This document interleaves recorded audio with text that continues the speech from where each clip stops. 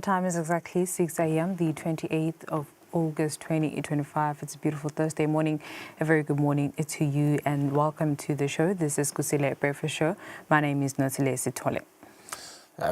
Not so beautiful. I mean, it is a beautiful day because we're here, we are alive, but not so beautiful. The news that Sidi Madia passed away, a media veteran in South Africa who has inspired many of us, has a leaf has fallen for real.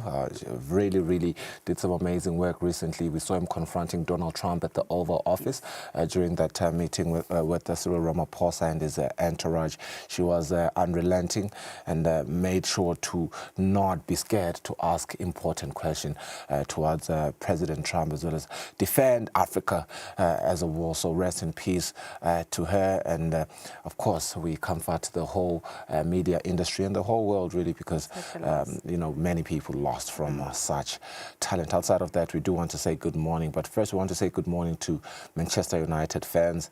That's another group that is waking up today with heavy hearts following another loss to a team that I can't even pronounce their name now. You know, it's gotten to that degree. It is that bad, but they lost in penalties. That conversation tomorrow in detail with Patizo Msibi on Kusile Breakfast Show, the Friday edition. Also, good morning to Laqobetela Msebendi Webutimba Mkhosi Lomuhle Kakhulu. It's 2 minutes after 6.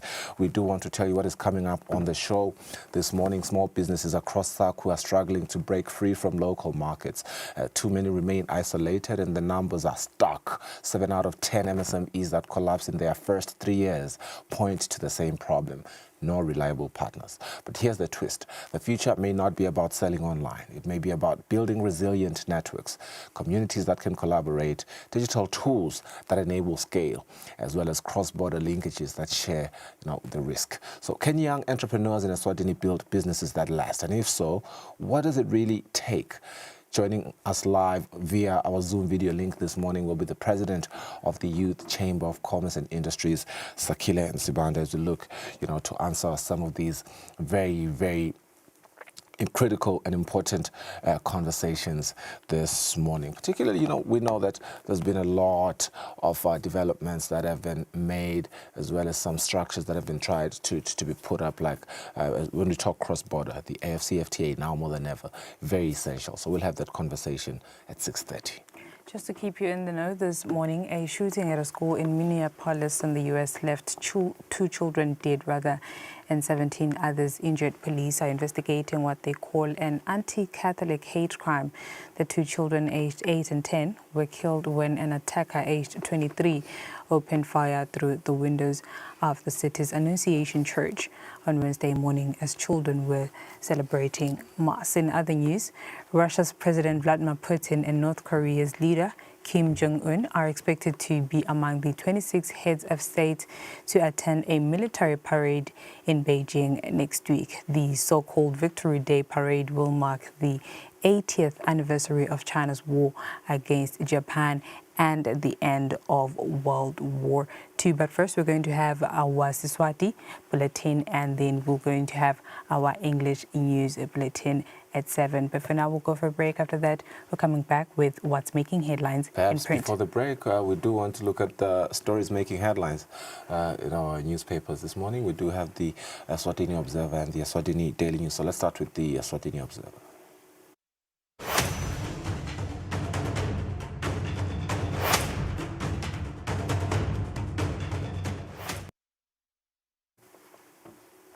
On the Eswatini Observer this morning, on the front page, King Butimba order, His Majesty King Mswati III has ordered regiments to not kill the Big Five. On the images there, you're going to see Army Commander Mashilisane Hulmende Fagudze performing the customary hunting ritual before His Majesty King Mswati III commissioned Libuto for Butimba at Ngonini yesterday.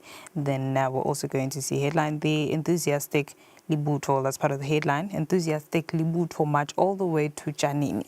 King advises them not to shoot cattle. In another headline there, Southern Star to train 50 women truck drivers. Also, in another story, Eswatini businesses shut down over power theft in South Africa. The Minister of Finance, Honorable Reichenberg, hints at phased salary review. Also in another headline, outgoing MTN CEO Wandile Mjali says he leaves MTN with a clean record.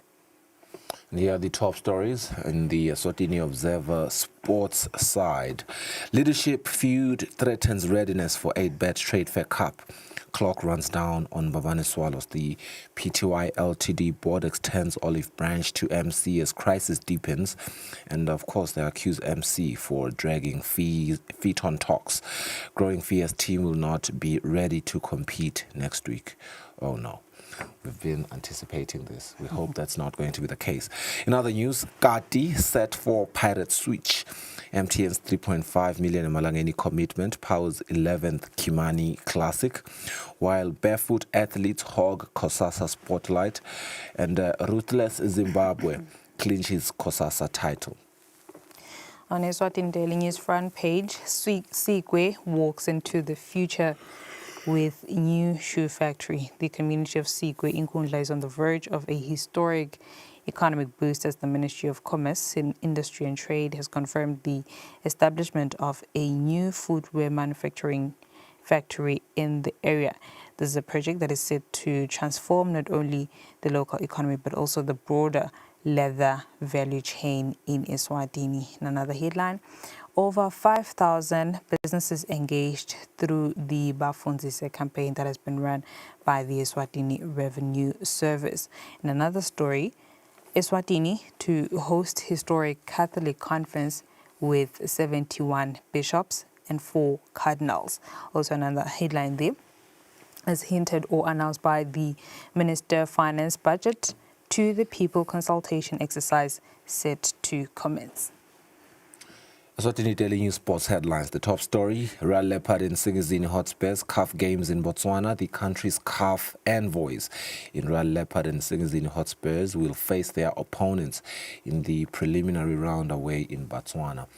In other stories, we have to make our mark. That is in Singizini rivals. And then Owadu explains why Mufukeng was benched. It is 8 minutes after 6. You're still watching Kusile Breakfast Show. More waits on the show after the break. We start with our local news. Tinzavate Eswatini must be at Market.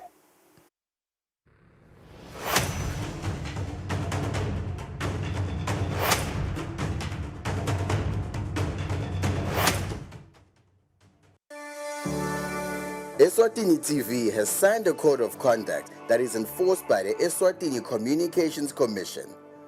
We are committed to reporting news that is accurate, comment that is fair, and programming that does not amount to hate speech or the description of gratuitous violence or explicit sex. For any complaints of our programming, please contact us on 2411-9600 or email info@eswatinitv.co.za. You can also contact the Eswatini Communications Commission on 2406-7000 or write a letter to ECCOM on PO Box 7811 Mbabane. Email address is info@ecom.org.sz.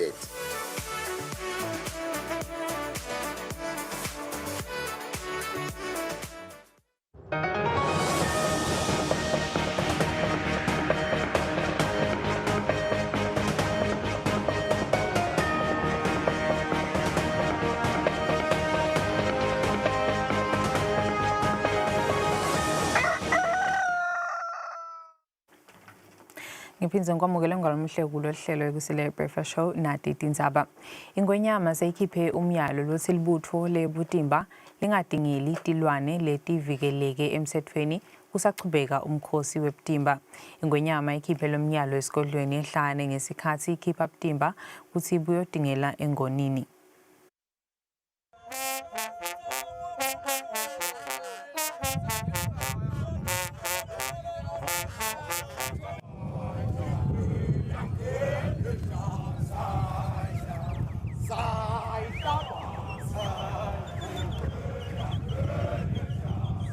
elangeni lesibili lekudingela ebutimbeni lesebhlanganise emalanga lamane ingonyama iholela ibutho lebelibulala inyoka leliphumele esigodlweni yehlane lalibhekisa engonini lapho beyikhombe khona ingonyama lingakaphumi libutho ligidze umgubho nengonyama lebeyisingathwe bomake emakhosikati.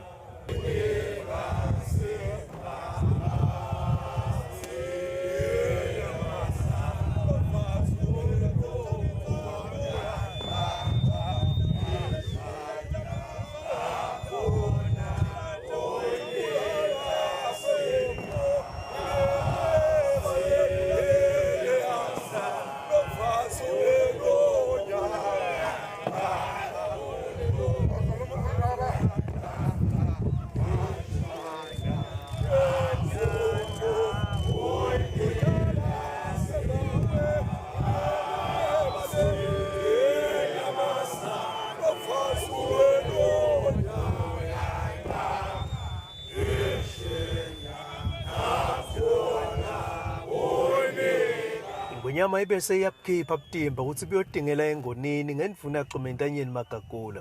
Ingonyama ikhiphe nemiyalo lebo uthi libutho lingatilokothi tilwane ledvikeleke emthethweni.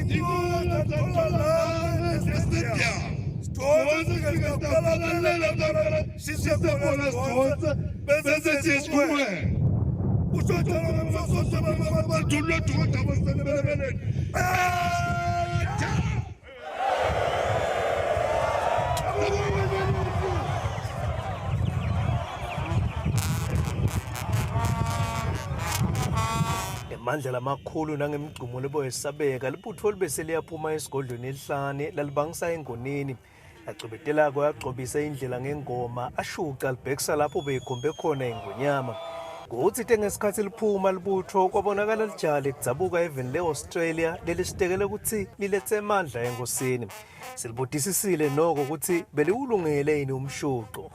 I brought my walking shoes. I took off my traditional shoes to put my trainers on so I could walk all the way, yes.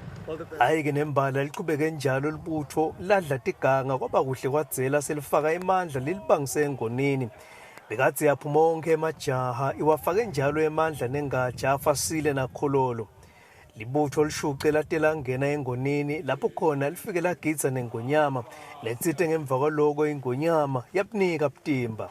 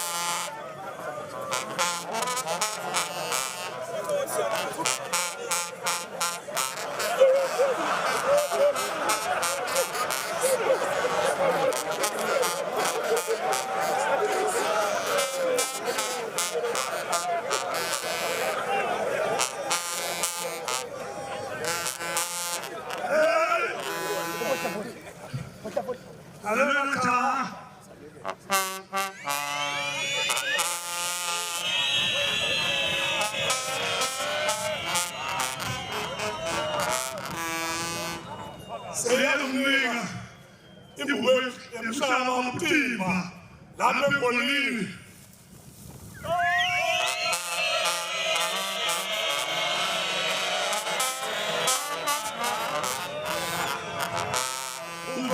Kahle cha. Yani unebethi bang. Ude lokubeka ebhile. Siyashwila. Sibuye emuva. Lelo lesikhumulo lesimekiso.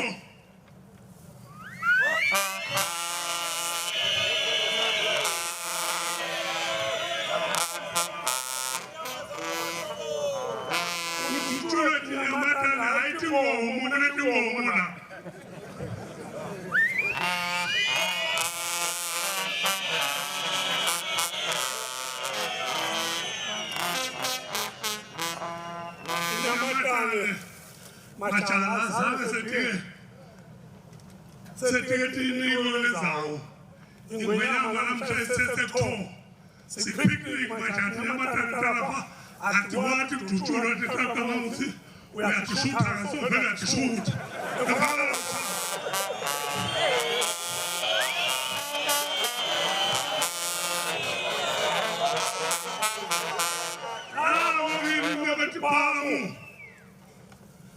Esiswele bethi phamu msempili.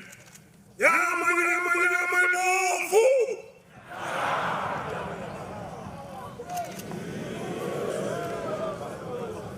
Libutho olivelekela seliqhubeka nemisebenzi lihamba ngemiyalo lokhokhwe ingwenyama ukuthi lingaditsinzi itilwane ledivikeleke emthethweni. Sikhulumisane nebantu abenkosi umhlonishwa ndunankulu nawo-ke emajaha kuva ukuthi ubambe kanjani umsebenzi wenkosi. La siyabonga sibona umsebenzi wenkwenyama omhle kakhulu sibonile emajaha amanyendi lakho amabutho libutho likhulu lelihambile labayingxenya lo msebenzi nekushuqa impela sabona ukuthi emajaha aqinile kube kuhle. Personally njengosi for you lokushuqa ngabe kuhambe njani ngoba ipace engwenyama iledulu. Yeah, no, ipace isedulu kepha lokuhle ngokuthi we also enjoy the exercise and nalenzuzo the benefit of the exercise nayo sayithokotela lamhla sesilapha sitoqala futhi umshuqo lo munye kuyofinyelela lapho umsebenzi utawube suba khona. Ngabe ndunankulu utaphumela tingaki iNyamatali Nkosi? Usitawubona khona. Sitawubona khona ukuthi siphumelela kuthola tingakana. Hey umsebenzi awumuhle usekugcineni. Ikakhulu nje sijabula lokho ukuthi lo nyaka inkosi isivulele etikhowe lesiva ngetindzaba kuthiwa bese isitingelana kuphi lo nyaka sifike emathupha siyakholelwa nje cha inyama yenkomo siqinile kusukela idolo sesiyoze siyibone eminyakeni lodaka ngoba sithabe sidla inyamatane kuphela. Kuhamba kahle kakhulu. Hamba kahle kakhulu njengoba beka nje umntwana enkosi. Ngikhalela lo hlele ekhaya ngoba ukudla la kuyafiwa tinyamatane nje lesitawubuya nato la kunabo mathumbu etimbala Sona ngonyama kanjani umsebenzi? Muhle umsebenzi sibona lokusha namhla kangwane embala kutawutingela kushiswa tikhotha ngempela. Uphuma na tingaki? Namhla sifuna bogasongo sifuna tona mbaba timbala sifike khona eISIS timbala kusebhememe sivusele kushifa. Kusele shift. Kusele mfana ngoyaba njani na? Hamba njani umsebenzi? Hamba kahle kakhulu. Libutho linemandla sisifike kitombamba namuhla. Yebo.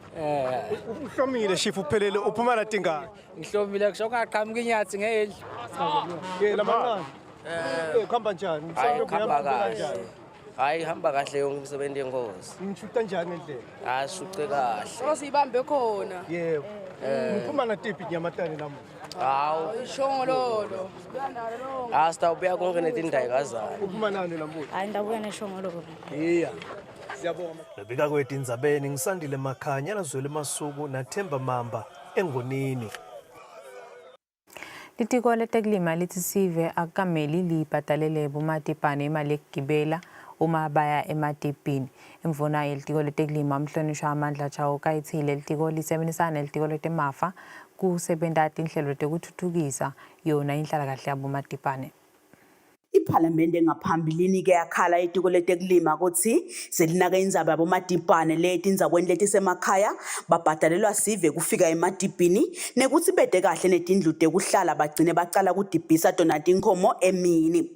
Indvuna yetiko letekulima umhlonishwa Mandla Jawuka uthi leli tiko liyanaka ukuthi bamgcoka kanganani bomadibhane lapha eveni ikakhulukati yona inhlalakahle yabo kungako uhulumende asebenta lihlelo lokunaka inhlalakahle yabo kude bakhone kutfola nemali engetiwe phecelezi hardship allowance. Akukabhekeki sive sesingakhipha siyashana satimali sikhone sicele ukuthi madibhane akade emsebentini.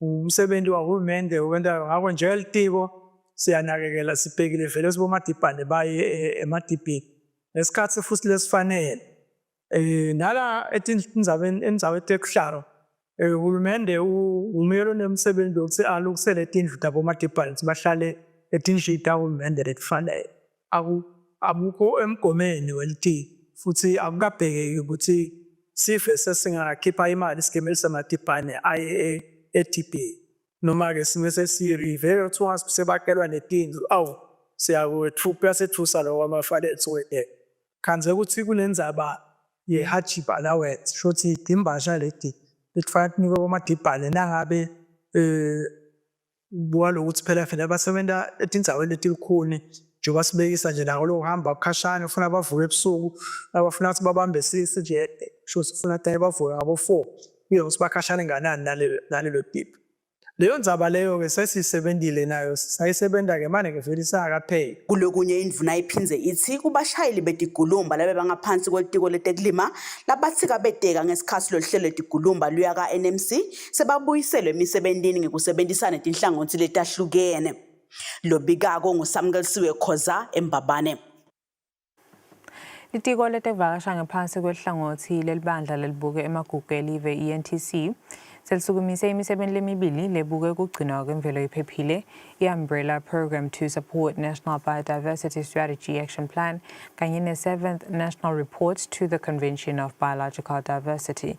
Ngekusho kwendvuna yelitiko letevakasha umhlonishwa Jane Smilane, lemisebenzi itawusita kubuka ukuthi live lihambe kanganani etindzabeni tekugcina imvelo iphephile njengoba kugadzekile kamhlabuhlangene. Ngekusho kwemvuna yetekuvakasha umhlonishwa Jane Simelane, lemikhombandlela lena itawusita kubuka ukuthi live lakangwane lisendleleni lengiyo yini ekufinyeleleni kumgomo yentuthuko yakamhlaba leKhonsile ikakhulu SDG 15 lekhulumisa kuhlandeka kwemvelo. Ngetinhlelo talo live letifaka imitsetfo imikhankaso kulokunye. Lo msebenzi lona ke lesosukumisa namuhla ufaka ekhatsi tinkundla ti represented shows nje tikhona kito tonke letifundza tetfu letine. Sinaye Ngwembisi, sinaye Madlangambisi, sinaye Nkhaba, sinatfokolwako. Sikadzekeke ukuthi silive sisebente lomnyaka lo kuthi nakuyawuphela umnyaka sikhone kukhokha ipoti ngoba silive sikadzeke ukuthi ngaFebruary sibe simikisa ipoti le kamhlabuhlangene la simikisa khona. Lobuke imvelo ka-ENTC Sandile Gumede uchaza ukuthi le misebenzi itawusifaka kanjani sandla ekuvikeleni imvelo. Lapha ke sizabe siphose sichumana nabo bonke labathintheka ekuvikeleni imvelo eveni, kungaba ngulabasenyuvesi, kungaba ngematiko ahulumende, kungaba ngilabo laba private sector kanye nema communities akhona la ekhathi lokuthi kutawusetshenziswana nawo. Lelekucala luhlelo ngilokuthi ku-update le NBSAP noma ekudevelop le NBSAP 3 shothi ngile new document leyo.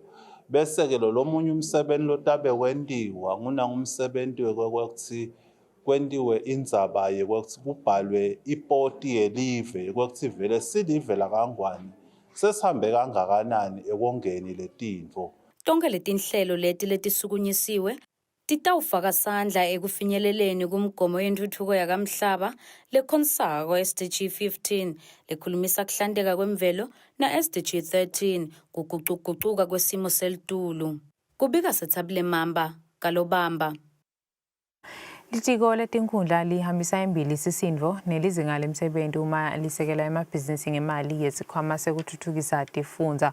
Lokuvete indvuna yalelitiko umhlonishwa Sikhumbuzo Dlamini lovetile kutsi inhloso yalesikhwama kutfutfukisa live kusukela phansi emimangweni.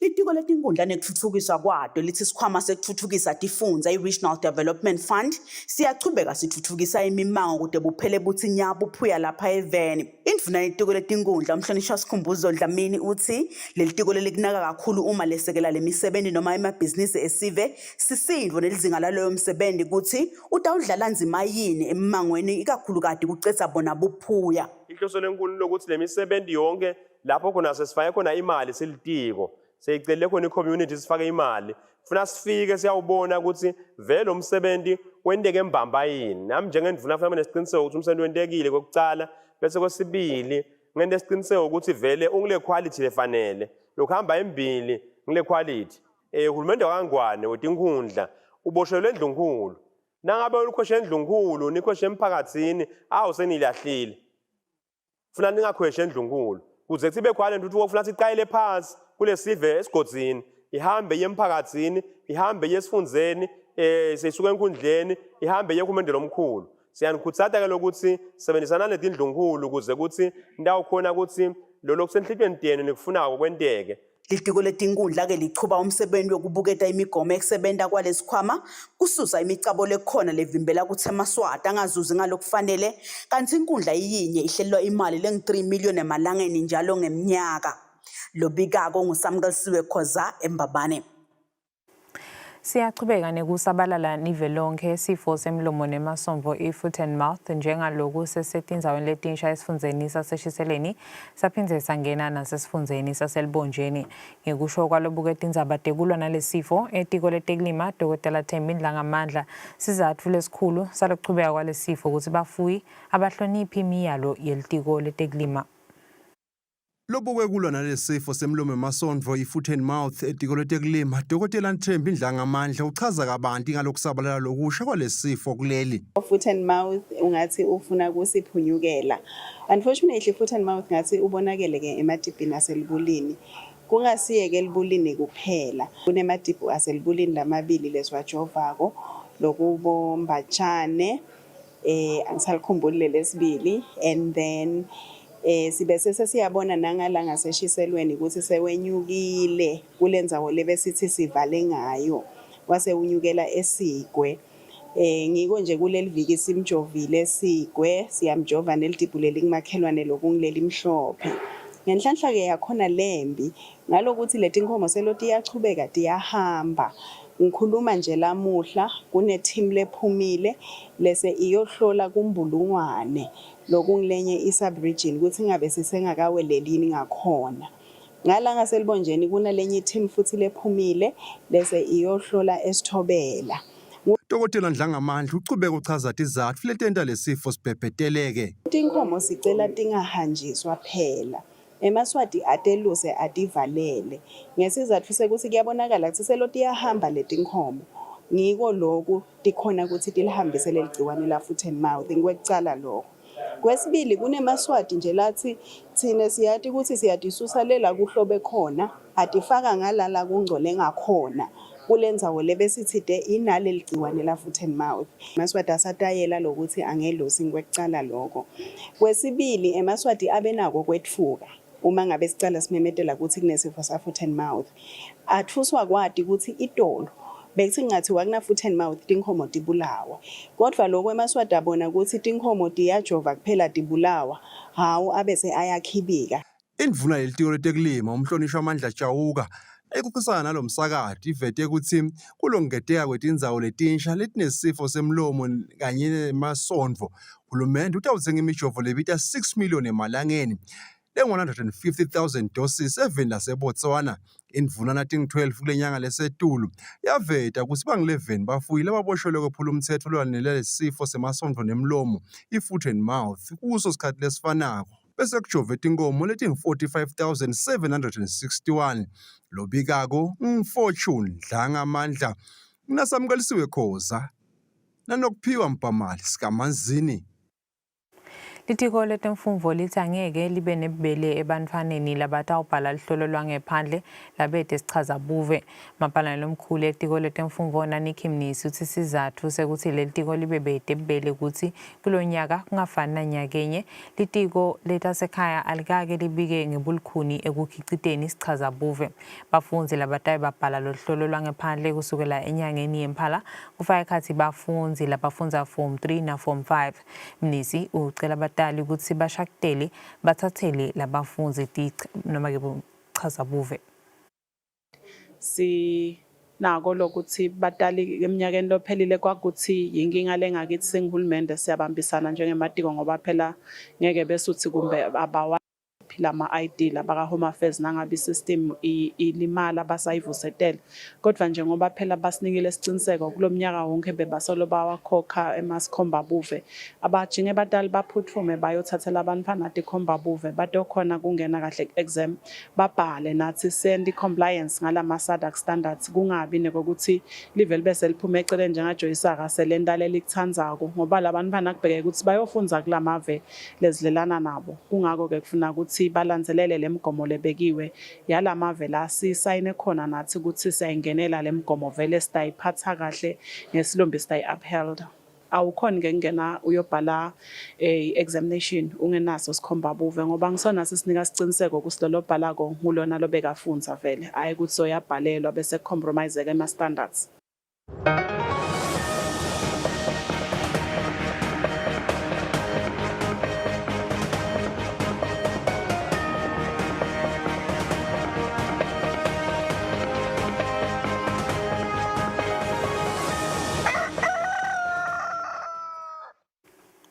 Mengameli wenhlangano engamele imidlalo yekhosasa Arthur Maphosa uthi kukhona timvo labatifundzile emidlalweni lebedlalelwe lapha Eswatini emakhosasa lefaka ekhatsi kugcokisa kahle wona emacembu langenele imidlalo. Maphosa bekakhuluma elangeni lokugcina lemidlalo yemakhosasa enkundleni yesive kaSomhlolo. Emaphetselweni imidlalo yemakhosasa lokuyimidlalo yetikolo letingendazi nesifundza silivekahle Afrika lebebanjelwe kuleli lapho khona beyingenelwe emave lafaka ekhatsi Lesotho, Zimbabwe, Ningizimu Afrika kanye nelive leSwatini. Kule midlalo kunetimvo letivelile letikhatsate linyenti lebantfu babukela lemidlalo lokufaka ekhatsi tingijimi lebetigijima titi tingwapelo ema-spikes.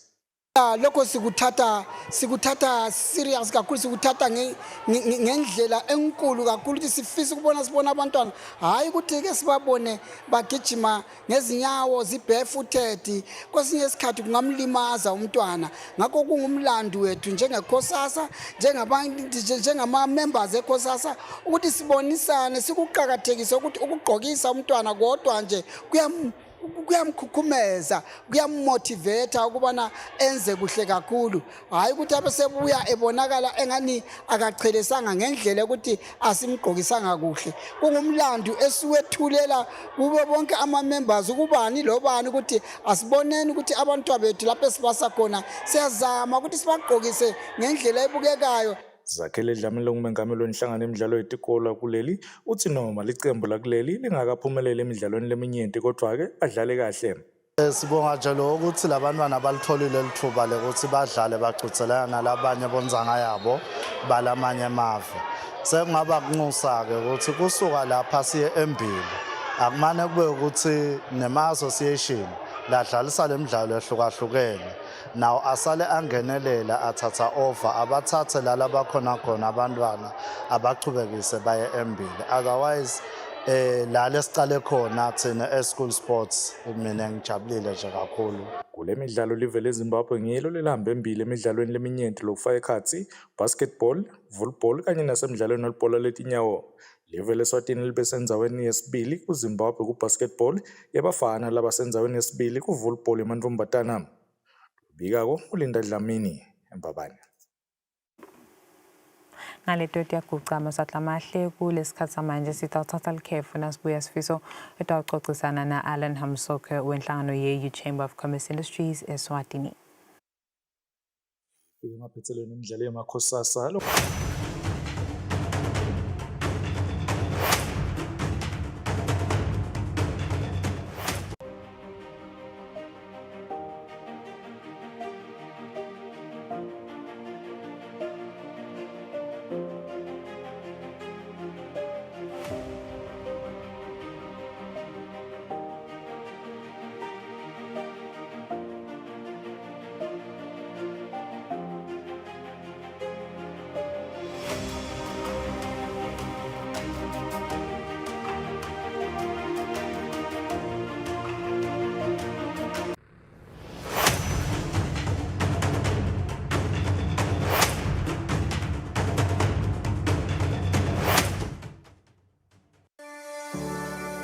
Eswatini TV has signed a code of conduct that is enforced by the Eswatini Communications Commission.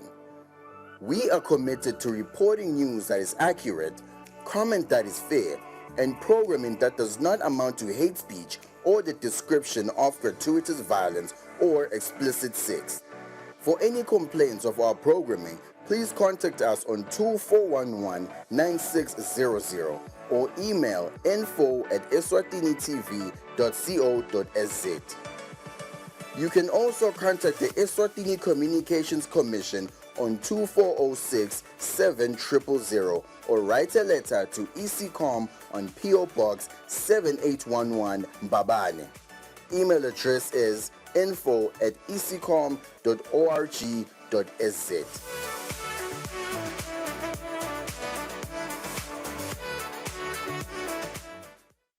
Kude lesinye isikhathi ngaphandle kwalesi. Aba research bafunze. Being risky means ukuthi nalokuwa kwayo kulula. Nathi kufuna sente ukukhiqiza lokusemndeni.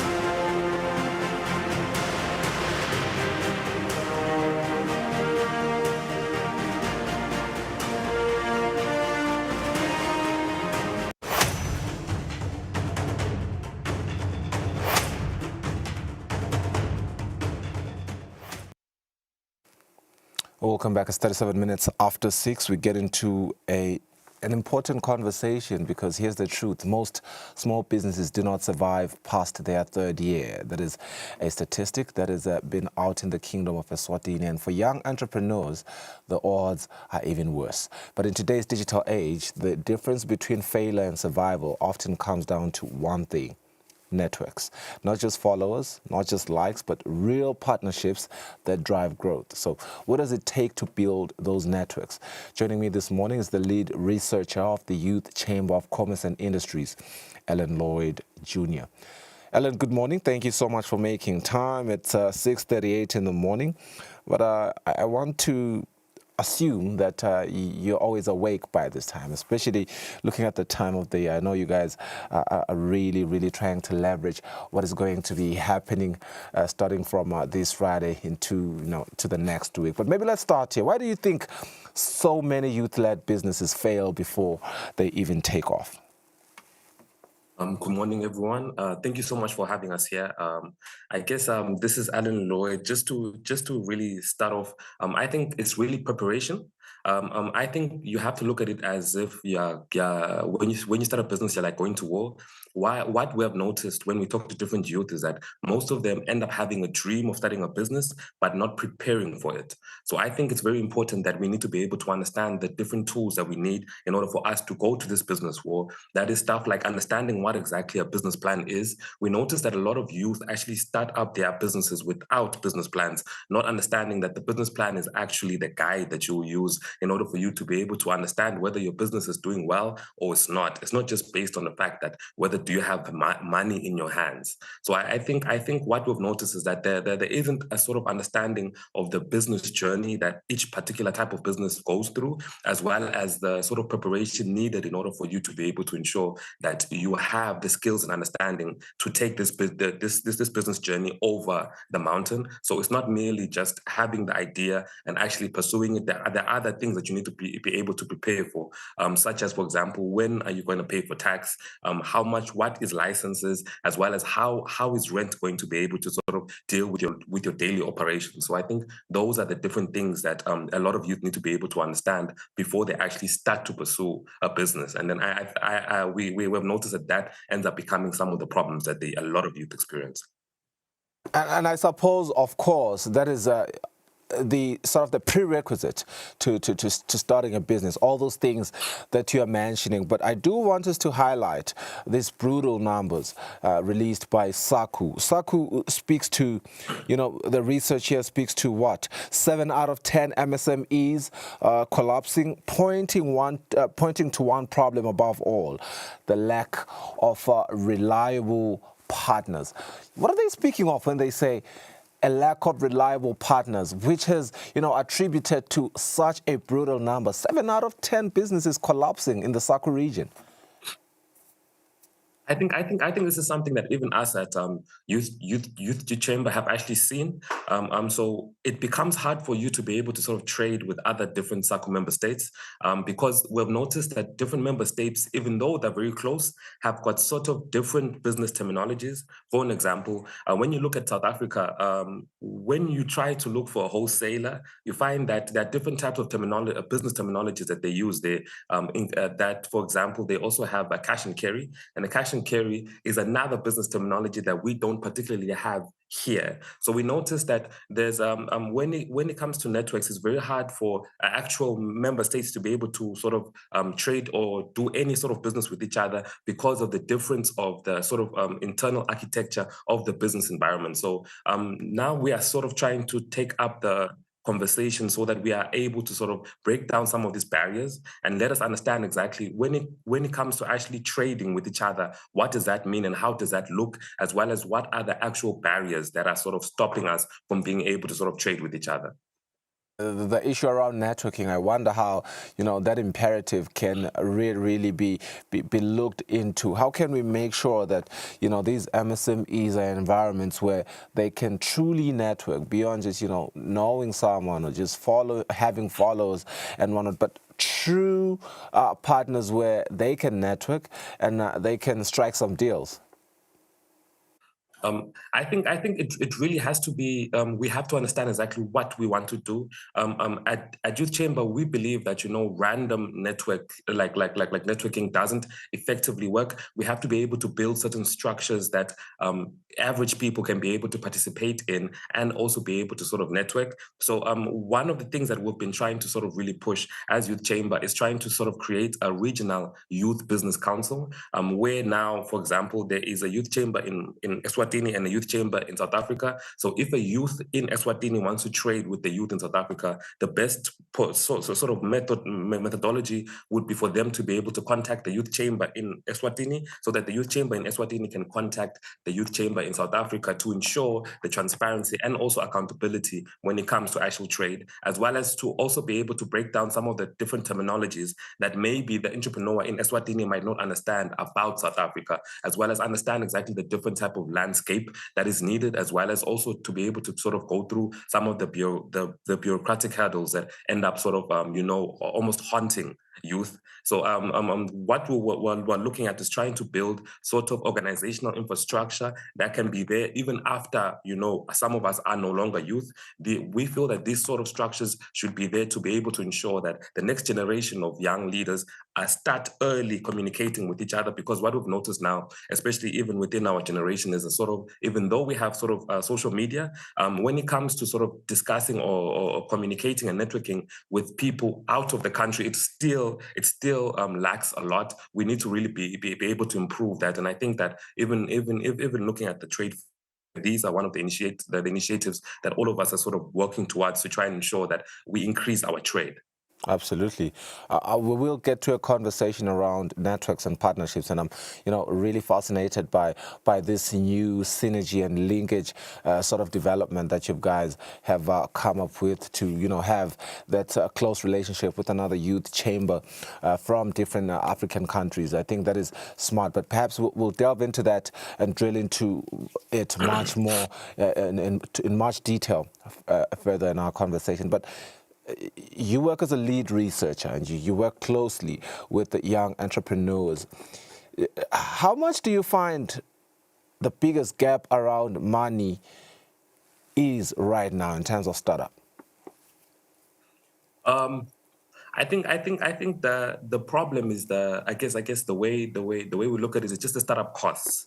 Actually, how much does it cost for you to actually start up realistically as a youth? And also, we have to be able to sort of understand where is the average youth going to be able to even get that money for them to be able to start up. So right now, as it is, things are very bad, as well as things aren't sort of, you could say, as transparent as you would want them to be. But things are never always perfect. So these are things that we need organizations like Youth Chamber to be able to sort of, I think, try and iron out the road so that we ensure that when it comes to economic stimulation, the youth actually are thriving and pushing these particular pillars to ensure that we are able to increase our GDP, because we feel that most of the times when most businessmen look at their sort of business, they tend not to be able to look at it from a macro point of view, which we feel is super important. We need to be able to understand that each of our individual efforts in terms of business or MSME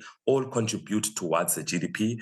We have to be intentional, and we have to really look at wanting to grow the economy rather than us just trying to ensure that this month we are actually gaining some sort of profit. We have to be able to look at this particular sort of problem way bigger, because it involves sort of socio-economic factors such as unemployment, which then ends up sort of feeding back into the economic sort of a state of our country. So we feel that it's very important that we need to be able to look at all of these things holistically rather than simply just from a one-sided view, in the sense that if my business particularly is able to sort of make it through the month, then I think it's okay. No, we need to be able to look at how many other businesses are doing exactly what, for example, your business is doing, and what are problems that are they looking at, I mean, are they facing, so that we can be able to ensure that everyone is able to sort of, move forward as a unit, because we feel that that's really the difference between developing countries and developed countries, is that most of the developed countries move as a unit in terms of ecosystem, while when you look at developing countries, it's always one or two small SMEs or even big corporations that are moving. It's never a collective, a business unit that is sort of moving forward. Yeah, absolutely. I suppose bolstering those support structures then becomes an imperative for developing nations. And as you know, economists always say MSMEs are the lifeblood of any economy. So it becomes quite essential and urgent. Let's talk about the digital game. Everybody sort of speaks to this buzzword now, go digital, go digital. It's like a mantra, but that can mean 100 other different things. For a young business in Eswatini, what is the smartest and most realistic entry point if you're going digital? I think just the moment you ask the question and it comes to my mind is Facebook. So we've noticed with a lot of our youth entrepreneurs, they've been really using, for example, Facebook in order for them to be able to sort of penetrate within different markets. But we've also noticed other youth use TikTok. So I think it's the sort of guide to use is really starting where you are, because in our day and age, it becomes hard for you to be able to try and sort of now go to another platform that might need sort of money in order for you to be able to even participate or market some of your products on that platform. So it's very important that you start exactly where you are. If you have WhatsApp or if you're used to WhatsApp, start on WhatsApp and then build from there. Do monitoring evaluation. Always look at whenever you post, how do people react to that post? Is it effective? Is it not? Do you need to change the post or do you need to post it frequently? Before you move towards using any particular funds or investment in any particular platform, always make sure that it is effective. I think always start with nothing. Try just do it on your own, and then you can pursue any particular strategies. But also there are a lot of different strategies for different things. For an example, we have noticed when it comes to e-commerce, Take a Lot ends up becoming some of the different ways in which a lot of youth are trying to go sell their products externally. But also locally, we've noticed that Facebook marketplace is actually one of the really thriving places where a lot of people are selling things. So there are different types of avenues. Also, one that we have noticed is busy rising is WhatsApp, where you have what they call digital hawkers that sort of buy clothes from South Africa and then come back here and then resell. So a lot of their sales have been really moving via WhatsApp. So it depends upon the type of product you have, as well as how exactly that particular product right now digitally gets to your particular end user customer. It's quite interesting because I suppose you are suggesting an even more efficient and cost-friendly alternative rather than what we have been seeing emerging quite a lot right now. We've been seeing a lot of youth pouring a lot of money into apps, websites, glossy websites and advertisements. And there has been the concern that they could perhaps be overspending on shiny tools instead of building real customers. And I suppose, Facebook, an already established social network where it has integrated marketplaces and everything else that you've mentioned, allows you to save a lot of money while reaching a customer digitally, isn't it? Yes, sir. So Yes, let's talk e-commerce now, because e-commerce is growing fast across Africa, but it is still uneven in SACU, in the SACU region. We know that in Eswatini, they made the e-commerce readiness assessment, and then, they went further and gave us the e-commerce report, and they've made some adjustments to make sure that it's conducive, the cost of data, everything else that looked to be a hurdle. Would you say right now in Eswatini we have a conducive environment, and perhaps we do want to start really looking into, trading online, creating those websites as an alternative from the Facebook and social networks? I think it is. We had a very great opportunity to actually be part of the e-commerce consultation, policy consultation.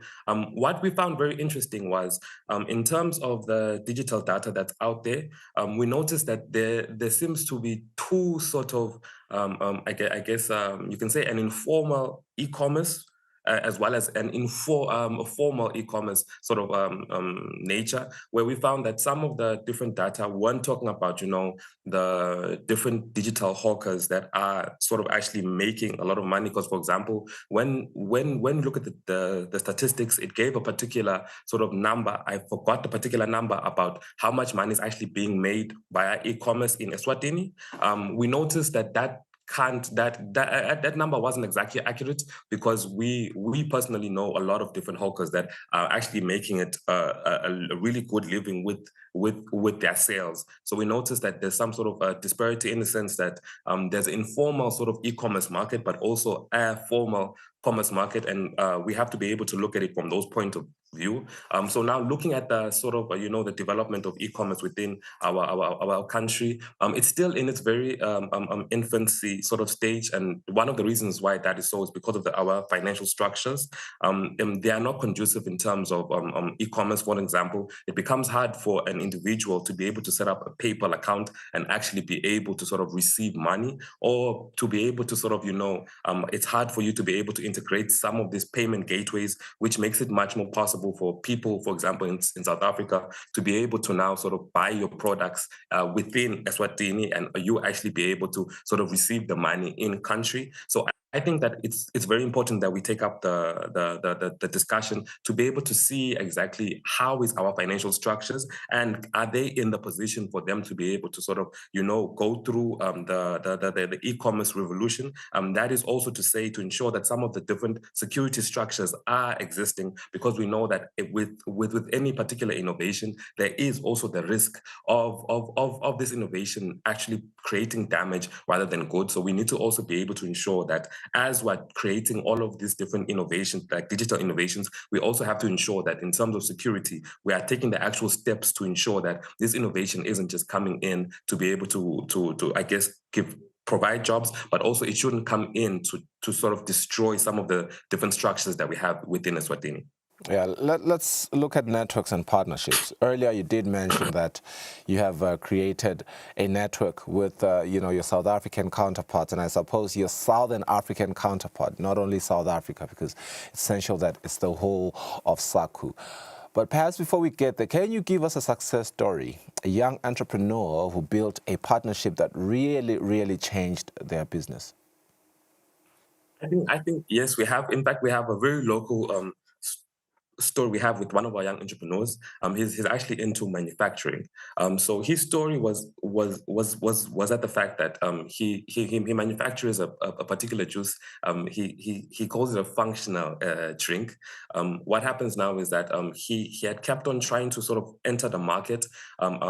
with a few here and there, because what ends up happening in terms of entering markets, so youth end up trying to sort of enter big markets, not knowing that in order for you to be able to enter a big market, you need to grow your capacity. So he was having problems in terms of, dealing with the large retailers, but also it's through his small efforts where he was actually where he was noticed, and where now there was someone who actually came in as an investor to be able to sort of, partner with him in order for them to be able to ensure that he grows capacity to be able to meet the big markets. So it's very interesting to see his story where even though he wasn't doing well, but month after month, he kept on pushing and trying to advertise his business out there, only to find that someone actually got to a point and had been actually following him, seeing how relentless he was, and actually now gave him the opportunity to be able to ensure that his business actually goes to the next level. So those are one of the ways in which you can be able to see how networking is effective, in the sense that it wasn't because of him staying home, it was him always going to different events, him always trying to take his business forward, and through that's how now he was able to be identified by this investor so that they can be able to sort of partner and take the business forward. If you were to give us a ballpark estimate of the age of this investor, how old is this investor? He was above. He was not a youth.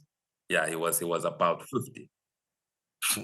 There's the perception that youth-led business do not want to collaborate, right? They don't trust each other enough to collaborate. Do you believe that that is actually the missing currency or the impediment in the youth business ecosystem, so to speak?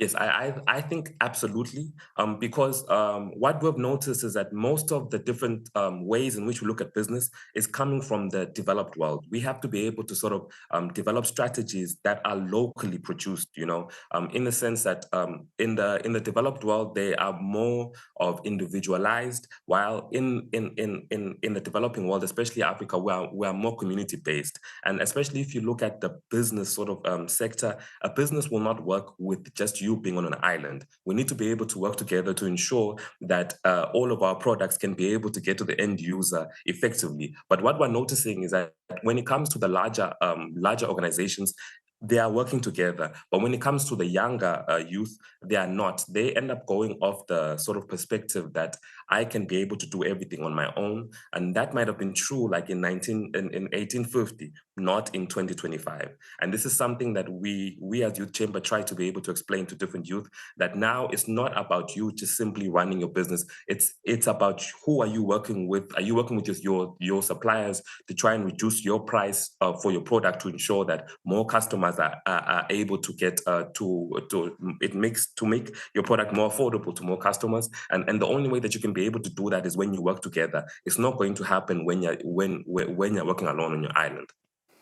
Ellen, thank you so much for your time. Ellen Lloyd Jr., the lead researcher from the Youth Chamber of Commerce Industries in Eswatini, with a simple and clear message. Do not work in silos. Be intentional about, collaborating, as well as, looking beyond just your product, no matter how brilliant it is. And we have a case study. He has mentioned a story of a young entrepreneur who is into manufacturing, who has been able to amass great partnerships through, investors that have already walked the walk and that are willing to see youth-led businesses grow. So a great lesson to young entrepreneurs to also collaborate with each other. Let's go for that break. We'll be back shortly.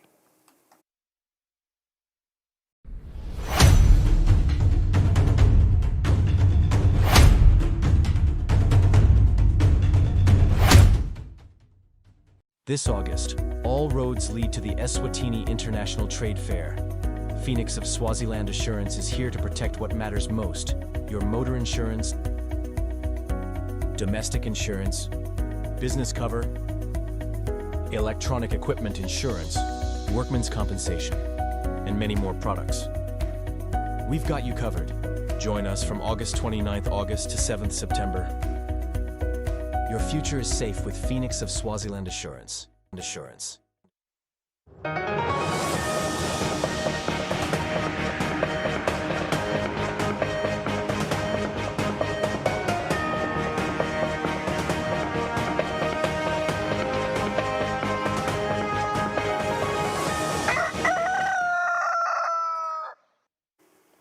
Welcome back to the program. In our English news bulletin this morning, His Majesty King Mswati III has cautioned regiments to refrain from hunting the Big Five as the Butimba ceremony continues. His Majesty issued the warning while addressing warriors at Tlanera residence, where he commissioned them to the hunt games at Ngonini.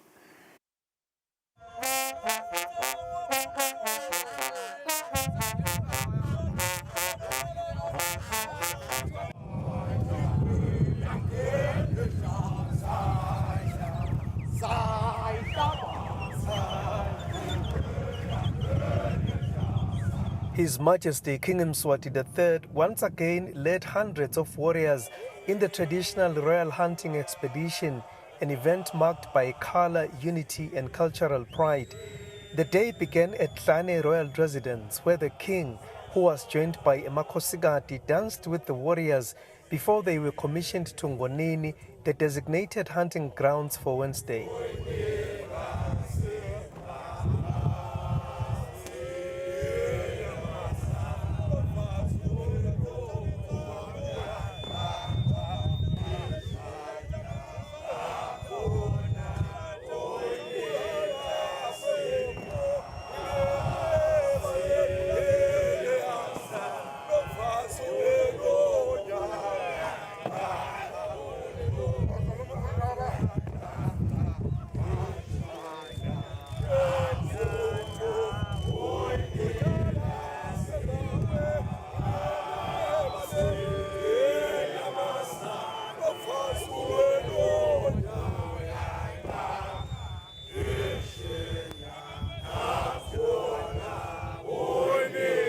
King commissioned the regiment through Indvuna Kumentanyeni Makakula.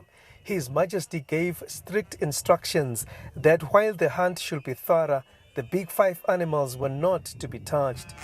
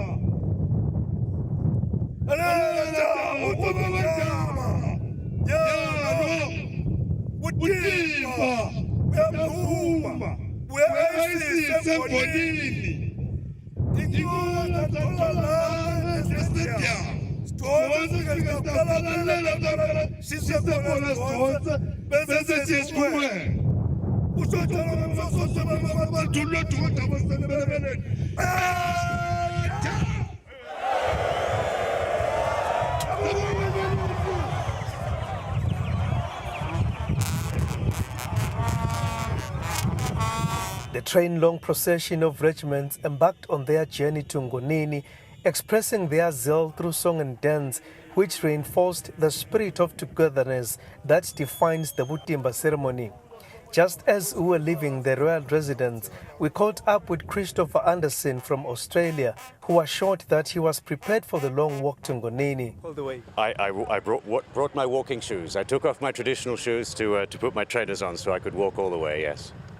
Along the way, the warriors who were armed and ready for the task defied the odds, their voices rising in song and dance as they cheerfully walked to the hunting grounds with the king, embracing their task with pride and joy. At Ngonini, the warriors danced with His Majesty, who again commissioned them, setting them forth to begin the hunt.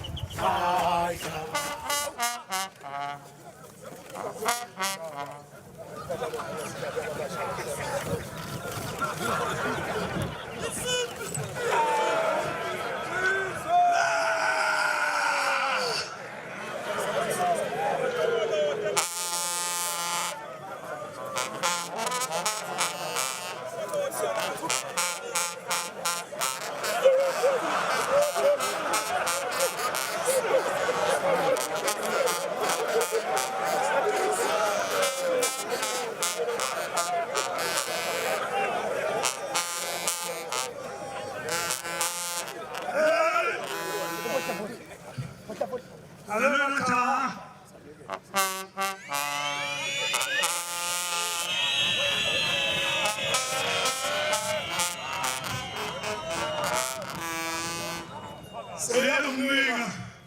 ibuwe emhlaba umtimba lapha eGolini.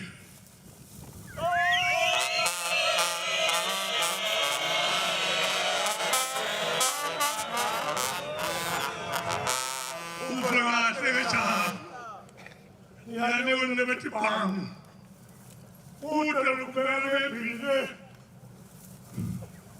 Siyashwila. Sibuyele emuva. Lebe sikhulula lesibekiso.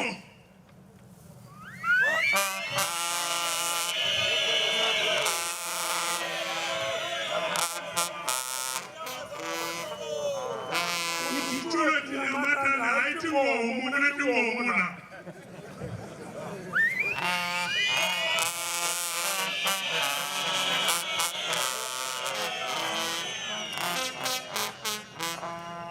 Namatane machala zabe setike tiniwe lezawo ingwenyama namhla sesekho sipicnic majani namatane lapha atiwathi kudutsula titakama ukuthi uyatishutha so vele atishutha efana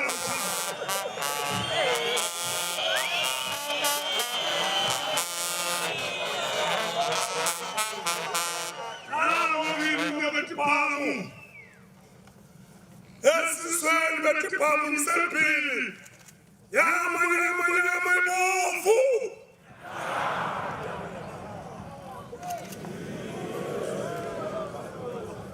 We spoke to their Royal Highnesses, the Prime Minister and regiment to gain their insights on the process of the Royal Hunt. La siyabonga sibona umsebenzi wenkonyamba omhle kakhulu sibonile emajaha amanyendi lakho amabutho libutho likhulu lelihambile labayingxenya lomsebenzi nekushuqa impela sabona ukuthi emajaha aqinile kube kuhle. Personally njengosifo you lokushuqa ngabe kuhambe njani ngoba ipace engonyama iledulu. Yeah, no, ipace isedulu kepha lokuhle ngokuthi we also enjoy the exercise and nalenzuzo the benefit of the exercise nayo sayithokotela lamhla sesilapha sitoqala futhi umshuqo lo munye kuyofinyelela lapho umsebenzi utawube suba khona. Ngabe ndivuna nkulu ukuphuma nadingakho iNyamatali Nkosi. Usitawubona khona. Sitawubona khona ukuthi siphumelela kuthola tingakana. Umsebenzi awumuhle usekugcineni. Ikakhulu nje sijabula lokho ukuthi lo nyaka inkosi isivulele etikhowe lesiva ngetindzaba kuthiwa bese isitingele nakuphi lo nyaka sifike emathuba siyakholelwa nje cha inyama yenkomo siqinile kusukela idolo sesiyoze siyibone eminyakeni lodaka ngoba sitabe sidla inyamatane kuphela. Kuhamba kahle kakhulu. Hamba kahle kakhulu njengoba beka nje umntwana enkosi. Ngikhalela lo hlele ekhaya ngoba ukudla la uyafiwa thi inyamatane nje lesitawubuya nato la kunabo mathumbu etimphala la. Sone ngonyama kanjani umsebenzi? Muhle umsebenzi sibona lokusha namhla kangwane nembala kutawutingela kushiswa tikhotha ngempela. Uphuma natingaki? Namhla sifuna bogasongo sifuna tona mbaba timphala sifike khona ISIS timphala kusebhememe sivusele kushifa. Kusele shift. Kusele mfana ngoyama njani na? Hamba njani umsebenzi? Hamba kahle kakhulu. Libutho linemandla sisifike kitombamba namuhla. Yebo. Uhlomile shift uphelele uphuma natingaki? Ngihlomile kusho ungaqhamuka inyathi ngehedla. Lamancane. Kuhamba njani? Hamba kahle. Hayi hamba kahle yonke umsebenzi yenkosi. Ngishuta njani endlela? Shuqe kahle. Osibambe khona. Yebo. Uphuma natiphi inyamatane namuhla? Ishongololo. Sitawubuya konke netindayikazana. Uphuma nani namuhla? Hayi ndabuya neshongololo. Yeah. Siyabonga. I'm Sandile Makhanya reporting from Ngonini with Zwele Masuku and Themba Mamba. The Ministry of Agriculture says farmers are not expected to cover travel expenses for veterinary officers to deep tanks. The Honourable Minister of Agriculture, Mandla Chaweka, says government is actively working on improving welfare for veterinary officers.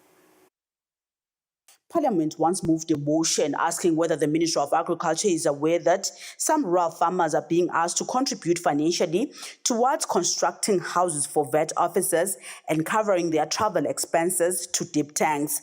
The Honourable Minister of Agriculture, Mandla Chauka, says government is actively working on improving their conditions of service. Akukabhekeki sive sesingakhipha siyashana sathi mali sikhone sicele ukuthi madibhane akade emsebenzini umsebenzi wahulumende wenda ngakho nje litiko siyanakekela sibhekile vele sibomadibhane baye emadibhini lesikhathi futhi lesifanele nala endzaweni tekuhlala uhulumende umelo nemsebenzi wokuthi alukusele tindlu tabomadibhane bahlale etindlu tahulumende letifanele.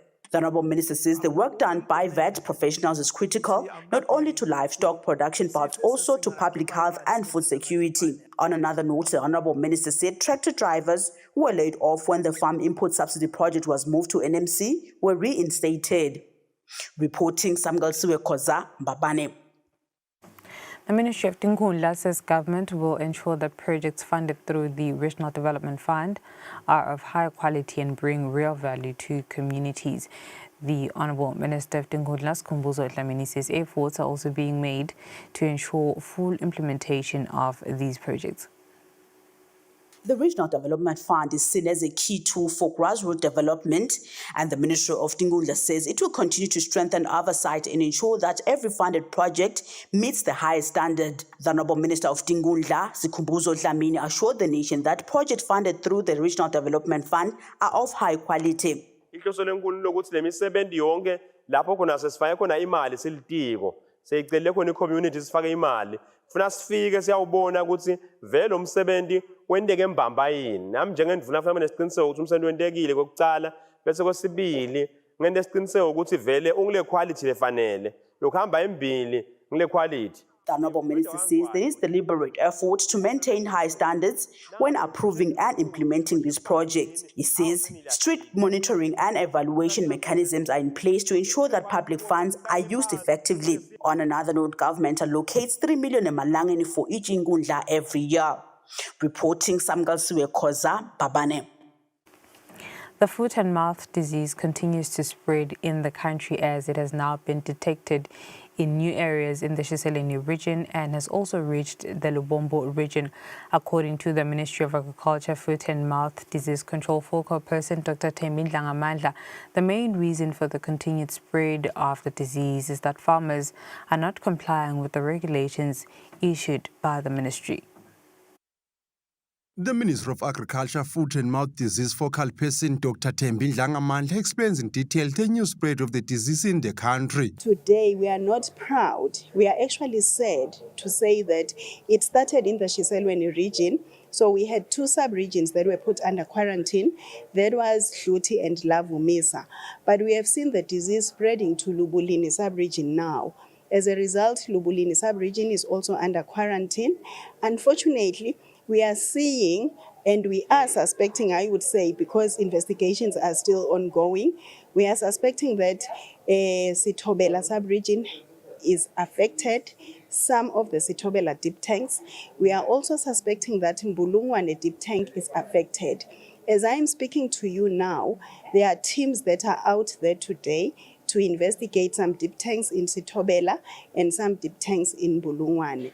I must assure the public that vaccinations have been ongoing in part of the affected Lubulini sub-region, and we are still going to continue vaccinating the areas that have been affected. Dr. Mandla further explains the factors that have contributed to the rapid spread of the disease. Cattle are being moved from the clean areas of the country, from the areas where the vaccination has not taken place, and they are being moved into the vaccinated areas. That is basically, making the fire, if I can put it that way, not to die down. What I can say, or maybe the plea to all Eswatini who have got cattle, is that let us try to crawl our cattle at night. Let us head them. What we are hearing out there is that it is winter and therefore they are leaving the cattle to roam around the grazing areas. The Minister of Agriculture, Honorable Mandla Chauka, in an interview with Eswatini TV, stated that to address new areas affected by foot and mouth disease, the government will purchase vaccines worth 6 million emalangeni for 150,000 doses from Botswana. The minister on August 12 said 11 farmers had been charged for violating the foot and mouth disease regulations. At the same time, 45,761 cattle were vaccinated, reporting Fortune Dlangamandla with Samgelisiwe Khoza and Nokuphiwa Mpamali Manzini. The Ministry of Education says it will not be lenient with learners who will be sitting for external examinations without national identification documents. The Ministry of Education Principal Secretary Naniki Mnisi says the reason the ministry will be strict this year, unlike last year, is that the Ministry of Home Affairs has not reported any challenges in the issuance of national identification documents. Learners who will be writing external examinations starting in October include Form 3 and Form 5 candidates. Awukhona ke ngena uyobhala examination ungenaso sikhomba buve ngoba ngisona sisinika siciniseko kusilolo bhalako ngulona lobekafunza vele ayi ukuthi soyabhalelwa bese compromise ke ama standards. Last year we understood that the Ministry of Home Affairs reported challenges in the issuance of national identification documents. But this year, there are no such reports. The Ministry of Home Affairs has been issuing IDs throughout the year, so we urge parents to register their children's IDs to ensure that the children can sit for external examinations. This is in accordance with SADC standards, which Eswatini adheres to.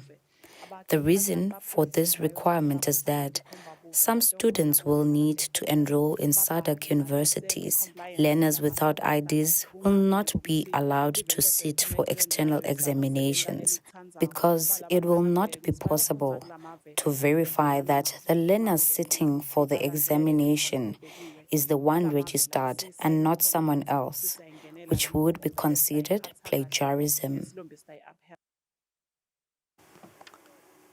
Sigwe is set for significant economic development as a South African investor, Amandla Omnoto, enters the local market, set to create 120 new jobs upon completion. The Honourable Minister of Commerce, Industry and Trade, Manqoba Khumalo, met with investors to deliberate on the way forward for the project, also answering questions on remuneration issues, which are often a key topic of discussion when investors engage in Eswatini. The Minister for Commerce, Industry and Trade has expressed the government's enthusiasm for the project, highlighting its potential to actively engage young people, particularly the youth of Sigwe, who will also have the opportunity to become shareholders. Lokusijabulisa ukuthi bathi bafuna kusebenza nebantu labasha baseSigwe abafuni nje ukuthi kuphela babe ngema-employees but bafuna ukuthi nabo kube khona inhlangano labayi. The minister emphasizes that a thorough vetting process was conducted prior to the company's entry into the country, ensuring the welfare of eMaswati. He further stated that the company will offer competitive salaries in accordance with the government regulations as outlined in the Government Gazette, with ongoing improvements anticipated. The investors have confirmed that the first phase of the project will create 30 permanent employment opportunities, which are expected to increase to 120 upon completion. Le FETMIS Akiwa yaba fully operational. We're looking at about 120 people that will be employed. So order masaqala ke so siqala kancane mhlambe from 30 people still as a production nabantu be understand ukuthi yini edingakalayo kuma skills zabo so bese siyapusha ke icathulo nje zu-5,000 every month yeah zizo khiqizo so uyabona ukuthi already umkhiqizo uzoba khona lapha yana factory uzoba mkhulu kangakanani. We always bring from China, Taiwan, different countries, but this time Eswatini they have their own brand. Sigwe Member of Parliament David Ngampalala announced that Chief Kasawangwane will formally hand over the project site. He noted the rising youth unemployment at Sigwe and expressed hope that the number of employees will surpass the initial target of 120. Ngiyobona indawo kaNenkosi aninike kahle officially uqale umsebenzi wefika letheleni ngale babona yinhle kakhulu indawo ke leya nayo indawo yeSigwe kulamalanga ngempela iyathuthuka kakhulu ngeke ndisole. Although the timeline for the commencement of construction and the total investment amount have yet to be disclosed, the investors stated that approximately 5,000 pairs of shoes will be produced monthly. Reporting, Nelson Ndlangamandla, Vuminkosi Nzinisa Mbabane.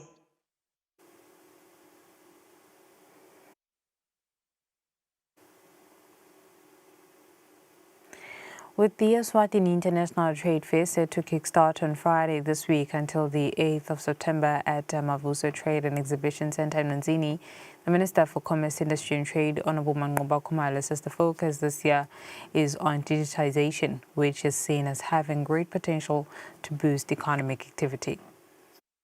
We are extremely excited that this year's International Trade Fair is bigger and better than last year. The number of exhibitors, the quality of the exhibitions, the diversity of the exhibitors is truly, exciting. We are oversubscribed as we speak, and there's no more available stands and stalls because the demand is so high. The theme is digitization. We are going to be having a very strong digitization theme, and government itself will also be showcasing the government in your hand, tool that aims at digitizing all government services. We'll be having various workshops and various networking sessions. We are extremely grateful that on the 6th of September, our Independence Day, His Majesty, their Majesties will actually visit the trade fair and visit every stall to see the work that our MSMEs and big business people are doing.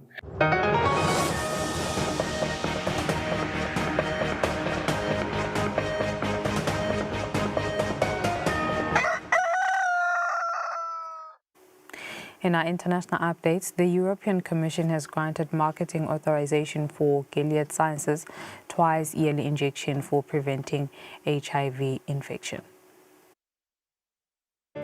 It is a drug that could transform the fight against AIDS. With 99.9% efficacy, the long-acting treatment known as lenacapavir or Yato requires just 2 injections a year, making it an attractive alternative to most antiretroviral drugs that require daily tablets. It has just been given the green light in the European Union in what its developer Gilead Sciences called a major milestone across the region and in their work to help end the epidemic. It has also generated enthusiasm with specialists.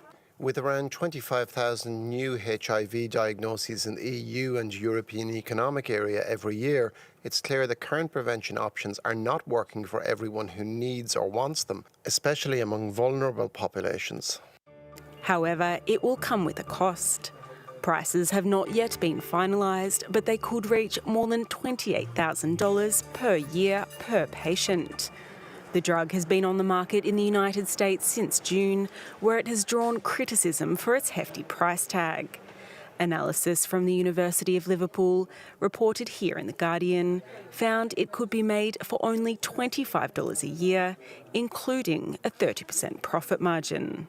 Gilead has signed agreements with several generic companies to manufacture and supply low-cost versions in 120 low-income countries, and has promised to provide doses for 2 million people in the meantime. But the World Health Organization says some 10 million people will need to take HIV prevention drugs to drastically reduce infections. Denmark summoned the U.S. Chargé d'Affaires on Wednesday after reports of attempted interference in Greenland, a Danish autonomous territory that U.S. President Donald Trump wants to take over. Since returning to the White House in January, Trump has repeatedly said the United States needs the strategically located resource-rich island for security reasons and has refused to rule out the use of force to secure it. The United States' official presence in Greenland may look unassuming, but behind the scenes, Washington is reportedly trying a clandestine approach to expanding its influence in the territory. That's according to Danish public broadcaster DR, quoting unnamed government and security sources, who believe that at least 3 Americans with connections to Donald Trump have been carrying out covert influence operations to try and shape how people in Greenland think. It's important that we gain some insight into this so that our populations, both Greenland and Denmark, know what we are up against. This is inherently completely unacceptable, and therefore, in light of the information that has emerged, I've decided to summon the American chargé d'affaires. DR reports that the operation included compiling a list of US-friendly Greenlanders, collecting names of people opposed to Trump, and researching cases that could be used to cast Denmark in a bad light. DR said it had been unable to clarify whether the Americans were working under orders, but from threats of annexation to sending J.D. Vance and Trump Jr. to try and woo the locals, the US president has made it no secret to the fact he wants the mineral-rich, strategically located Arctic island one way or the other. We're working with everybody involved to try and get it. We must remember that it is Greenland itself that must decide what we want, what kind of future we choose, and the order of the partners we choose to work with. And the United States will always be one of them. But I think it is important to be increasingly sceptical the more we hear about attempts to influence us in Greenland. Denmark insists that Greenland will decide its future itself. According to a January poll, most of its people want to become independent, but do not wish to become part of the US. The leaders of France, Germany and Poland all expressed their support for Moldova's EU bid on Wednesday, slamming Russian lies and hybrid attacks during a symbolic visit to the former Soviet Republic bordering Ukraine. The visit comes a day before campaigning starts for next month's 10th parliamentary election amid claims of Russian interference in the pro-EU nation. To celebrate 34 years since cutting ties with the Soviet Union, Moldova threw a party, and it was attended by 3 European VIPs. Crowds erupted in cheers as President Maya Sandu walked on stage joined by France's Emmanuel Macron, Germany's Friedrich Merz and Poland's Donald Tusk, a show of support for Moldova's pro-European path. Emmanuel Macron even learning some Moldovan for the occasion. Trăiască Moldova independentă! Trăiască Europa unită! Their visit comes just weeks ahead of a crucial parliamentary election. Moldova's governing pro-Western Party of Action and Solidarity has been in power since 2021, but risks losing its majority to pro-Russian blocs. Maya Sandu has accused Russia of leading an unprecedented interference campaign to undermine the vote. The cruel war waged by Russia against Ukraine shows us every day that Europe means freedom and peace, while Putin's Russia means war and death. Sandwiched between Romania and Ukraine, Moldova has become a target for Vladimir Putin, particularly after Brussels agreed to grant official EU candidate status to Moldova in 2022. Last year, Moldovans voted narrowly in favour of EU accession, but Russia continues to exert pressure through Moldova's pro-Russian breakaway region of Transnistria. The European leaders insisted they would continue to support Moldova during the next stages of its journey towards membership, but the process will likely take years. Donald Trump's doubling of tariffs on imports from India to as much as 50% took effect as scheduled on Wednesday, delivering a serious blow to ties between the two countries that became strategic partners after the turn of this century. A grim new reality for Indian manufacturers as their top export market puts the squeeze on their products. U.S. tariffs of 50% took effect Wednesday for a majority of Indian goods. Traders in Delhi fearful for their futures. People are going to start ordering products elsewhere. Our jewelry sector and others have been very competitive, but after the 50% tax is imposed, the prices will increase and people will choose the cheaper options. The Trump administration says half of that 50% figure is reciprocal, aimed at countering Indian tariffs and reducing the U.S.'s trade deficit there.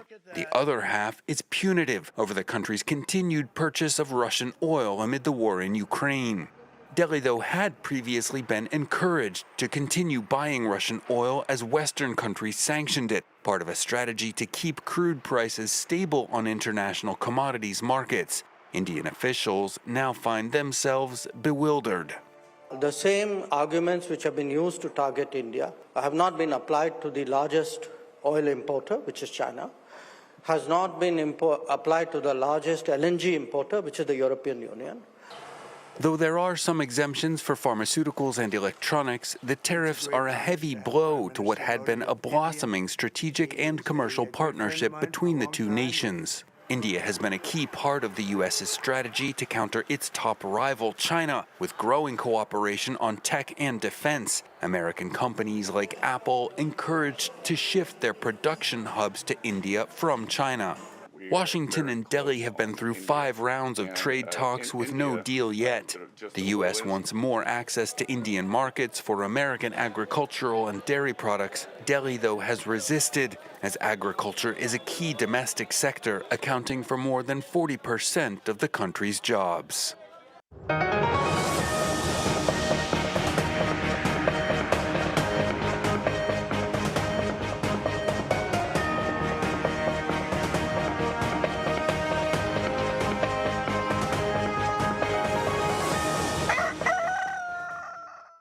And in sports, Nozipho Mahlalela, the Secretary General of the National Swimming Association, says Eswatini is ready to host the Kana Zone 4 Championships, which will kick off next week. Mahlalela says the swimming pools as well as the accommodation facilities for the participating countries are already in good condition.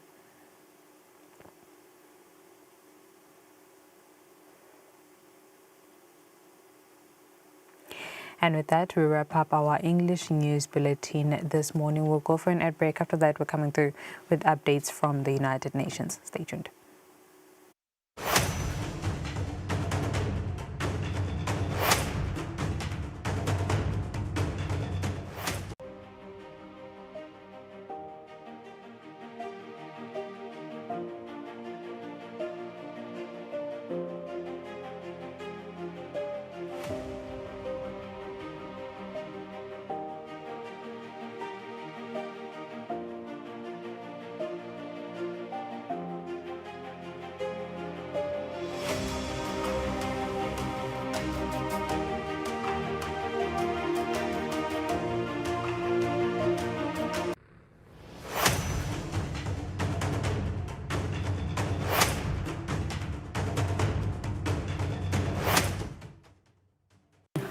kude lesinye isikhathi ngaphandle kwalesi aba research bafunze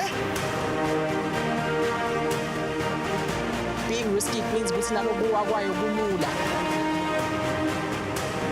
nathi kufuna sente ukukhicita lokusendile.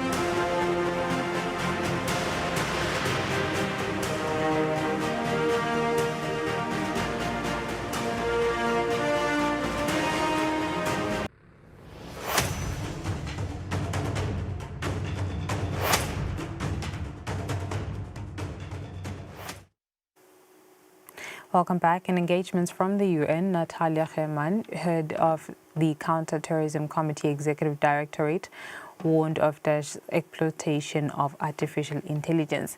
Daesh's use of artificial intelligence and social media for recruitment, fundraising and propaganda demands innovative responses, she said, while stressing the same tools could help states disrupt terrorist activities.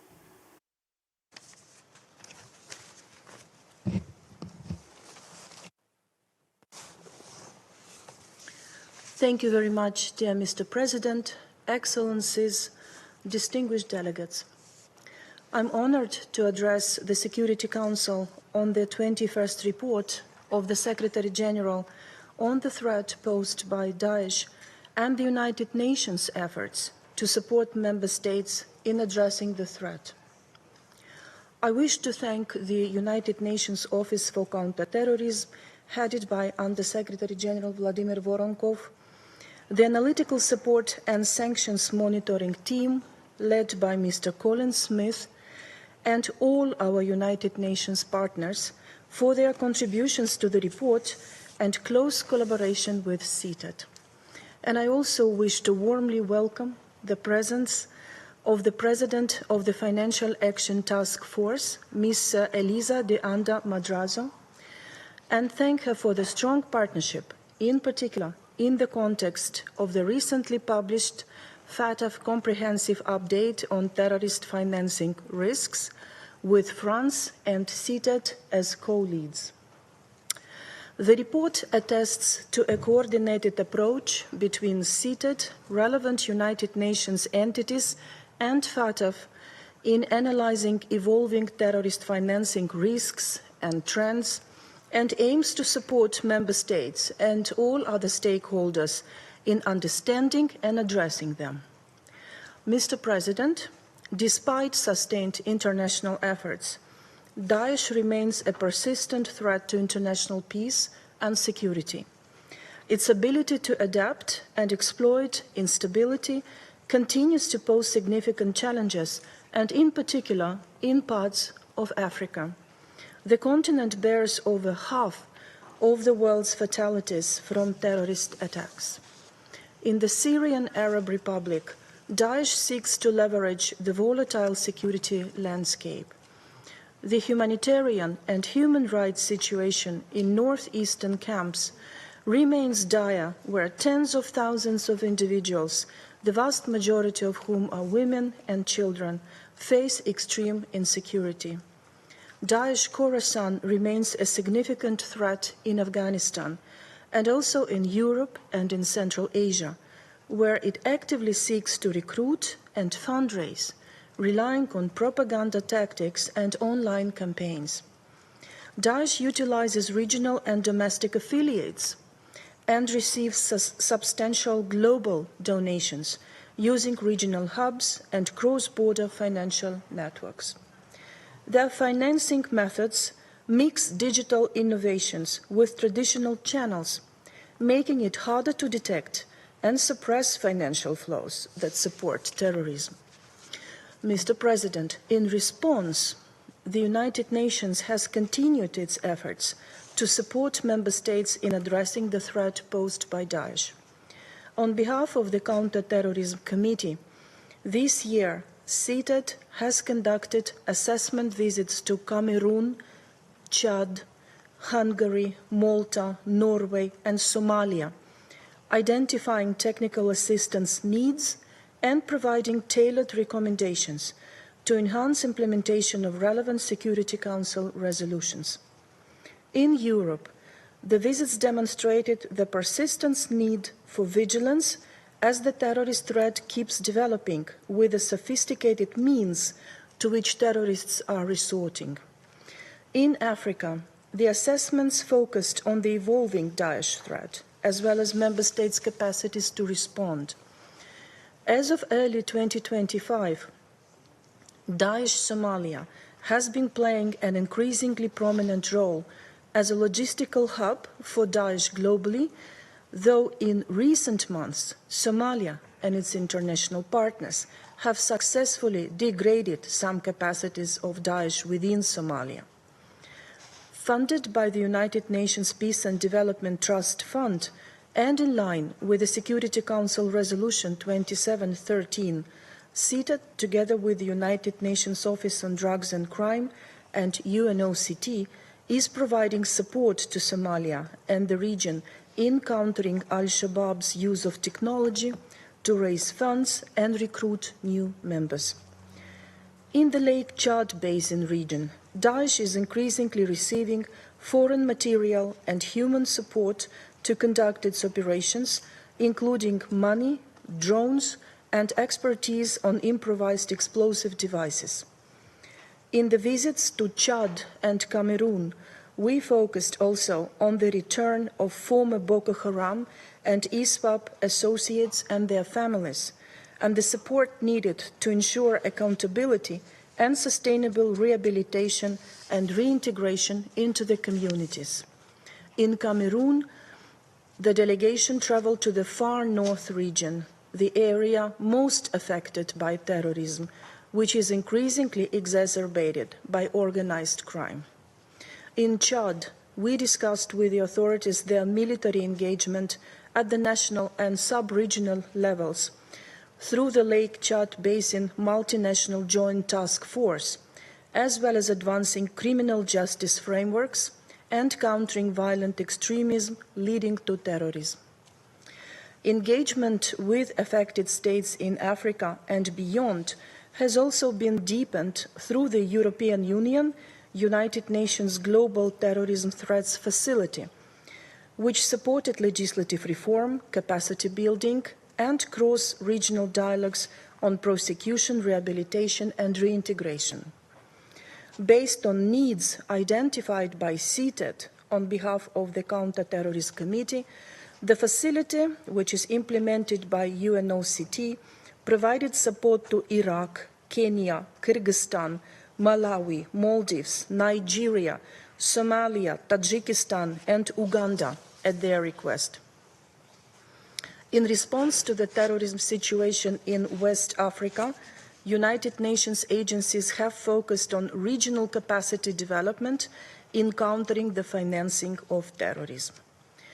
During the assessment visit to Côte d'Ivoire in November 2024, CTED commended the establishment of the Operational Coordination Committee, bringing together the Financial Intelligence Unit, investigating services, and judicial authorities.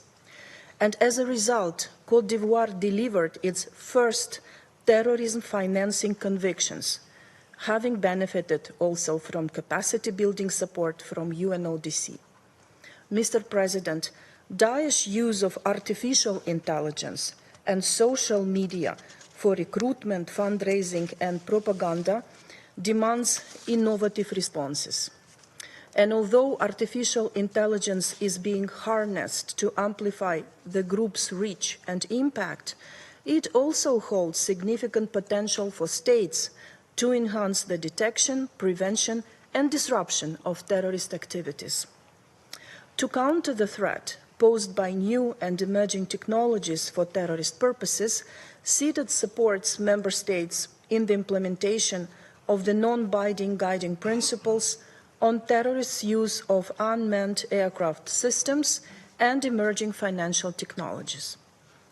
As we stand at the crossroads of technological transformation and geopolitical uncertainty, the threat of terrorism is more diffuse and complex.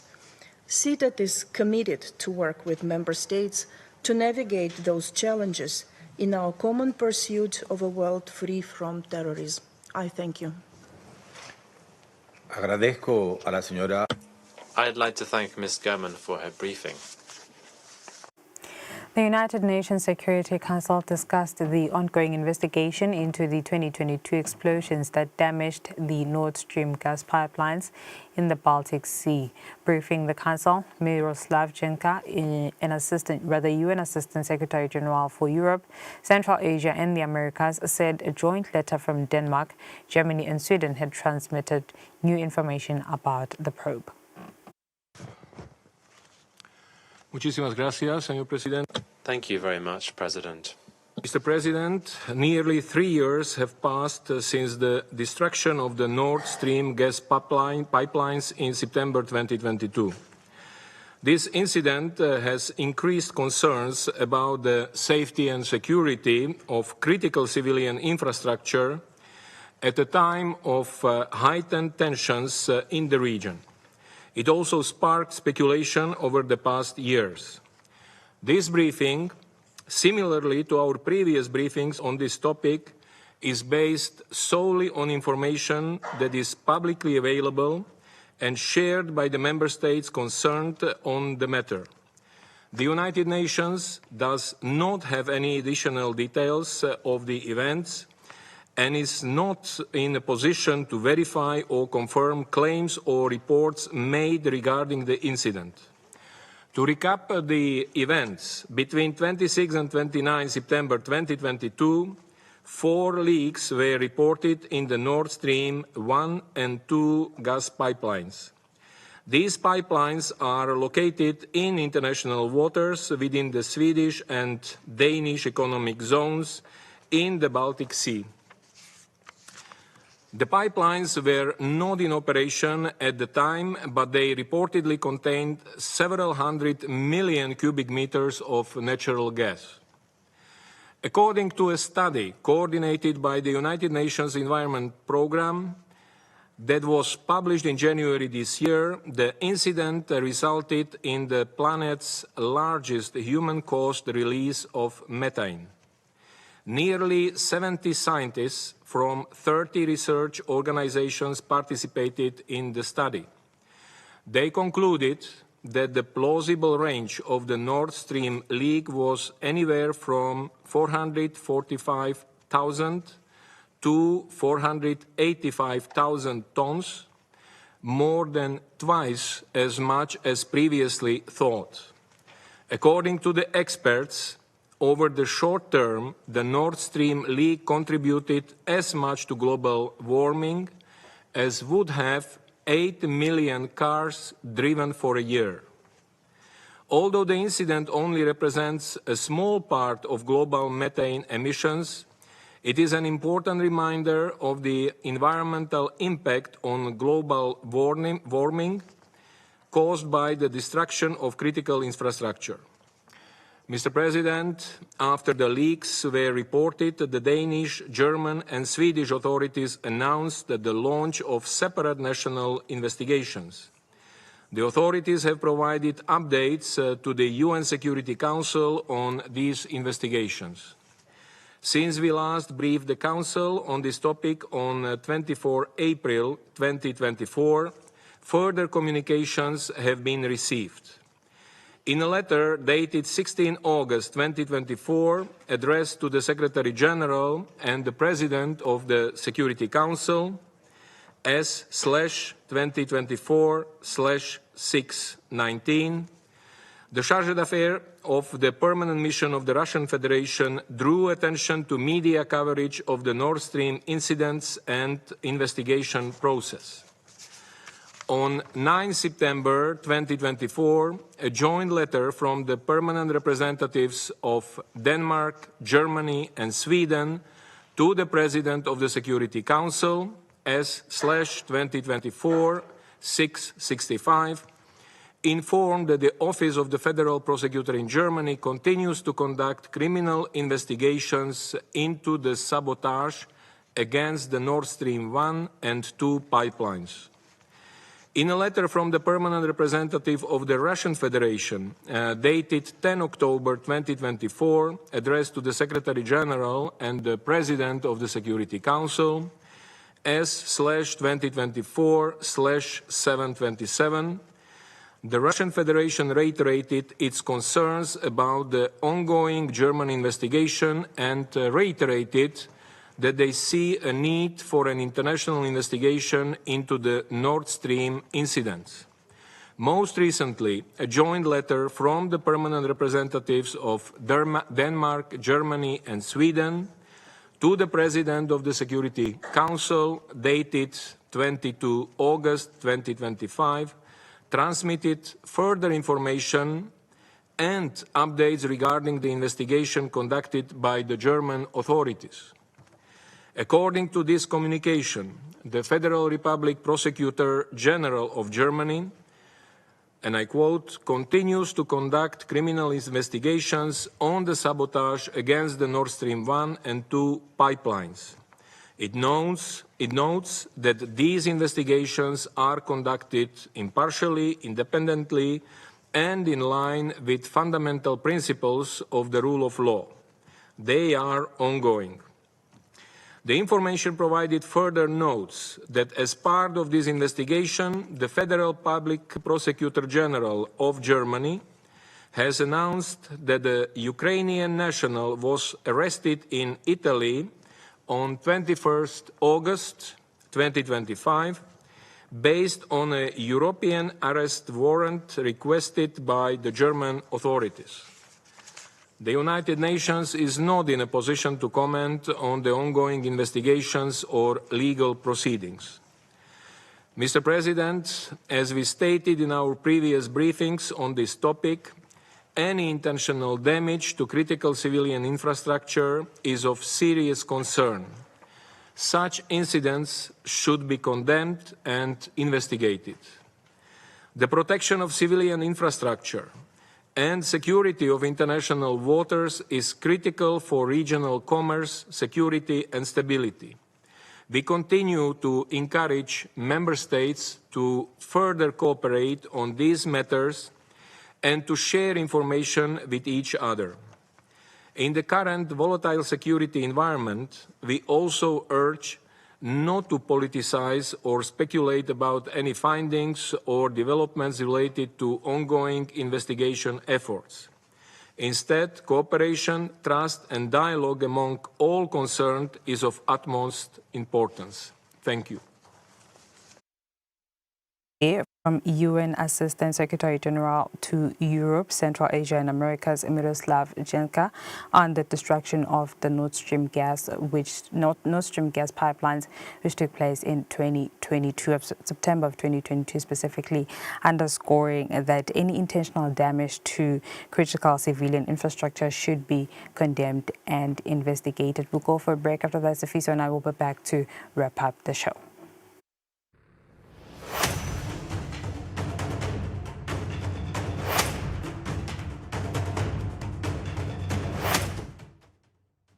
What if the air your child is breathing is harming their brain, stealing them of their chance to learn, thrive, and grow?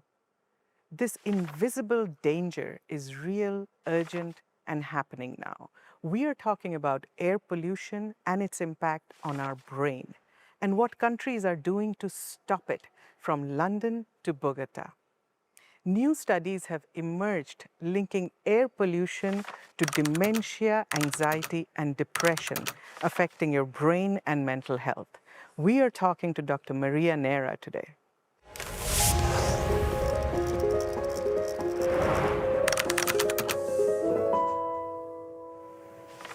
Welcome, Maria. Let's start with the impact of air pollution on our health. Thanks, Vismita. Yes, air pollution is the biggest environmental risk factor for our health.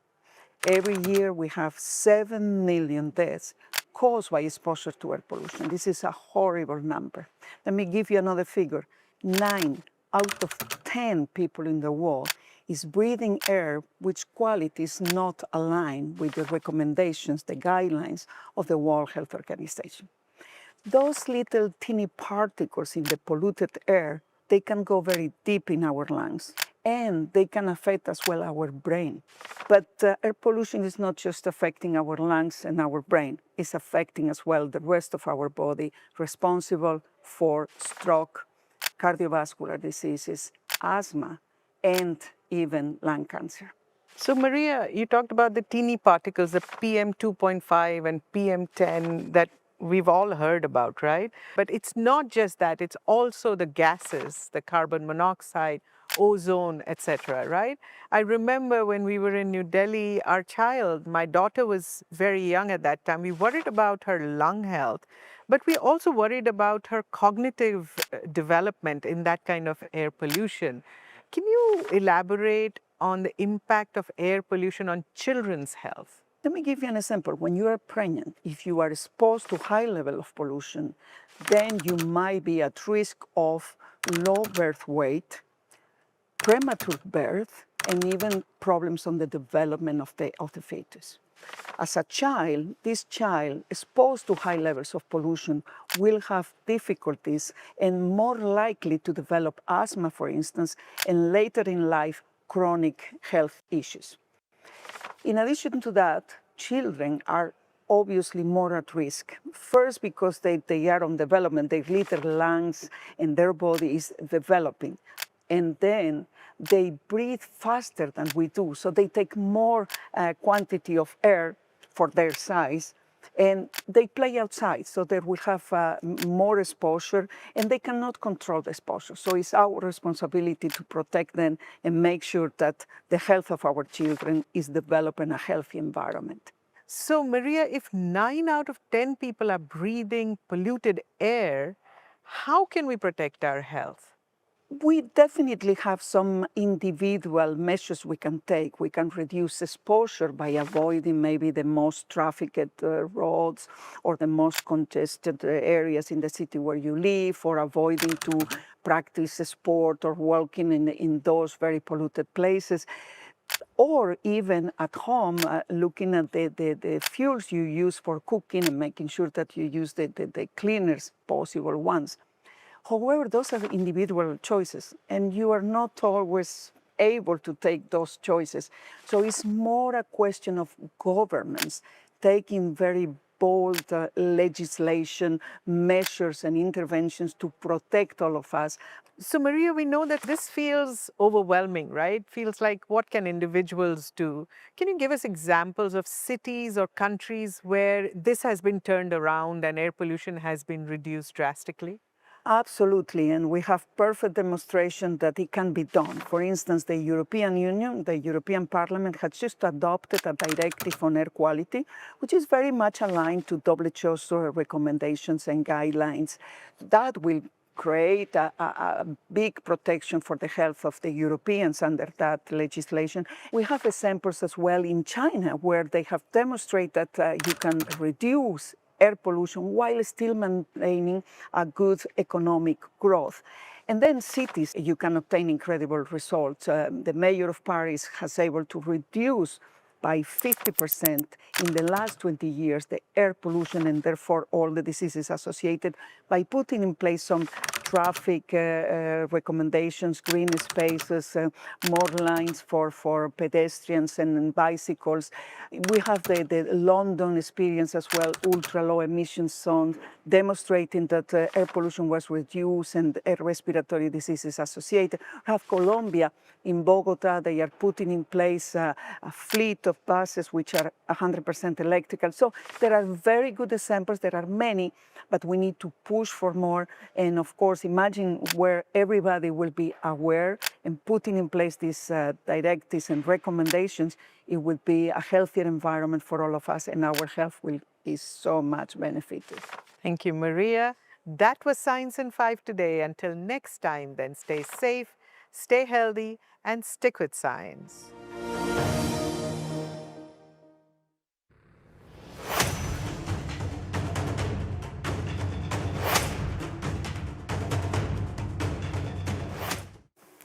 All right, 2 minutes before 8. This has been the Thursday edition of Kusile Breakfast Show. Sviso, we are just a couple of hours away from Friday, the commencement of the Eswatini International Trade Fair. I am in high spirits. What are you most looking forward to? Absolutely, the hive of activity.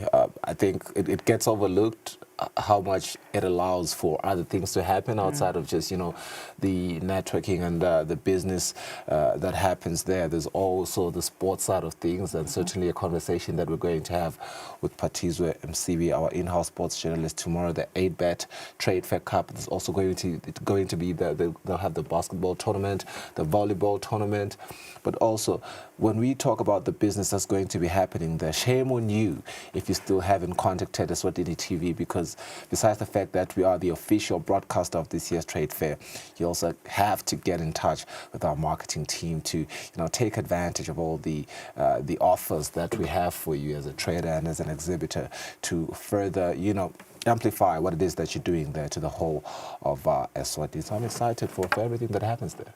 A week for digitization 2.0. You can either be there or be told. Until the next edition of Kusile Breakfast Show, take care.